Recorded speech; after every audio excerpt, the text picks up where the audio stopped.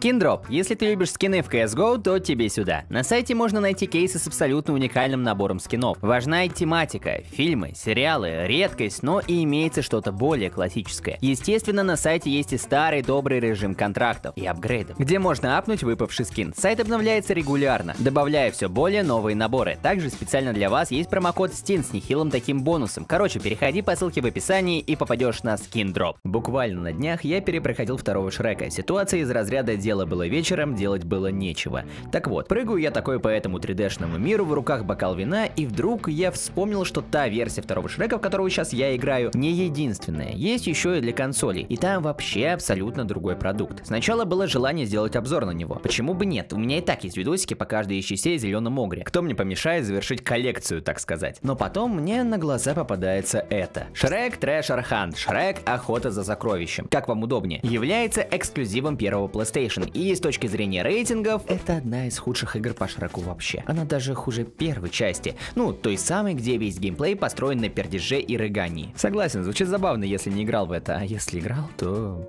Я тебя понимаю, бро. Так вот, этот Treasure Hunt сделали Code Monkeys, а издателями выступили TDK Mediactive. Первые, может быть, кому-то известны игрой по Гарфилду или Goofy Funhouse или отвратительным Simpsons Skateboarding. А вторые, ну, они как бы до этого издавали того самого рыгающего Шрека. Вот просто наблюдая за этим фактором, скажите, какой шанс того, что данная игра окажется недооцененным шедевром, опередившим свое время? Это риторический вопрос, если что. Игра начинается с книги, все по канонам, а закадровый голос нам рассказывает о том, что Шрек и Фиона собрались на пикник, но у них нет приборов, поэтому герой отправляется их искать, попутно проходя через опасные места. Скажете, слабая завязка, неоправданные риски. Ну а я скажу, что вообще-то все по канону, так и должно было быть, наверное. Помните, во втором Шреке в начале фильма любовная парочка развилась, и на одном из кадров было видно, как они отдыхают на пикнике.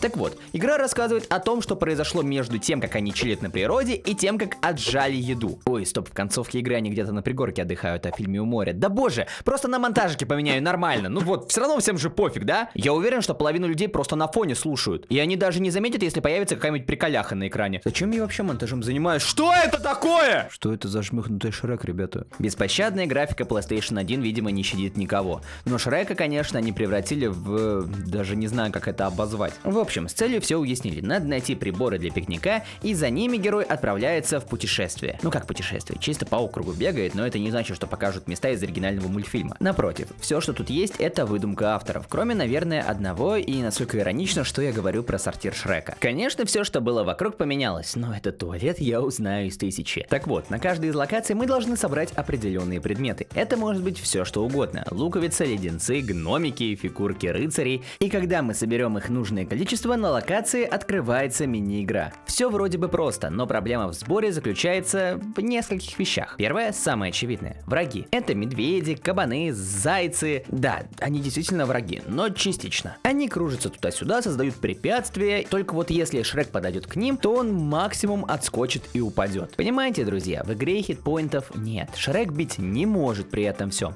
Поэтому складывается ощущение, что врагов добавили чисто для того, чтобы локации выглядели живее. Хотя тогда зачем разработчики разбросали щиты, дающие иммунитет от отскоков при контакте с малюсеньким зайцем или кем-то еще?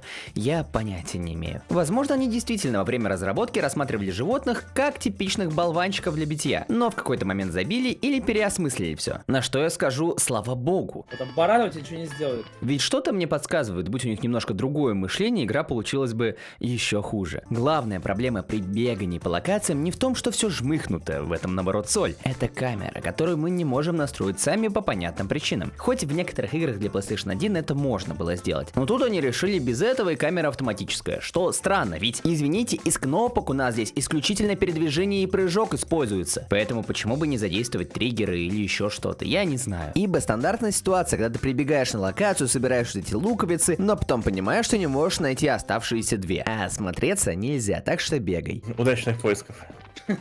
Но бегать это одно, а тут еще надо прыгать. Кроме передвижения, прыжок это единственная рабочая кнопка. Паркур в этой игре, наверное, просто через... Ты можешь вообще от этого удовольствие получать, интересно. Как думаете, насколько хорошо это играется? Отвратительное, и это очень плохо, потому что по ходу игры вы будете прыгать даже на вот этих обычных локациях. Вам будут предлагать всякие пружины из разряда «Брат, смотри, ты еще можешь прыгать выше». Есть какие-то бафы. Прыжки очень топорные, и вместе с ужасающей камерой для игрока они создадут очень много проблем. Ладно. Допустим, вы нашли все обычные вот эти вещи на локации, ну яблочки, луковицы.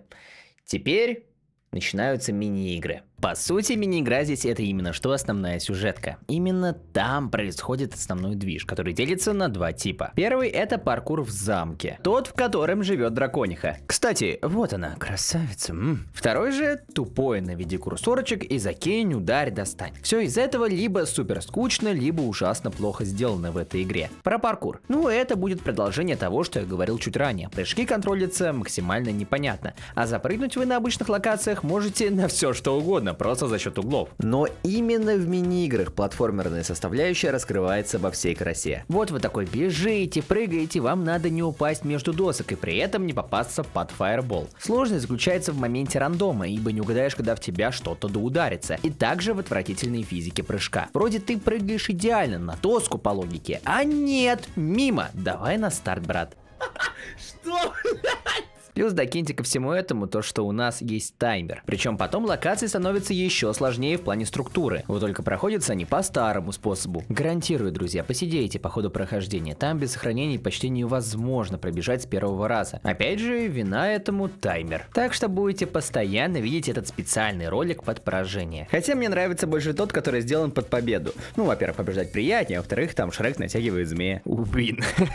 Второй же вид мини-игр — это вы стоите и пытаетесь нацелиться на муху, солдатика, червячка. Все просто, казалось бы, но что если произойдет следующее? До сих пор не уверен, баг это или так разработчики придумали. Короче, чтобы поймать любое из этих созданий, мы должны нависеть нашим курсором через кнопки управления. А когда он подсветится, мы нажимаем кнопку, чтобы поймать. Логично? Логично. Так вот, когда остается последняя муха, например, на нее мало того, что сложно навестись, так еще и индикатор поимки слетает через миллисекунду. Самая простая, казалось бы, в мире игра превратилась в хардкорный челлендж. Раньше как ты ждал, пока она к тебе в прицел войдет, а она на тебя клала вообще полный. Если бы у меня было нитро, я бы поставил анимированную аватарку, где он стоит и вот так вот дрочит. Без шуток, мы с друзьями, когда сидели, проходили, просто плавились от этого. Особенно от жужжания мухи. И даже использовали потом скрины из игры в качестве аватарок, настолько нам было плохо.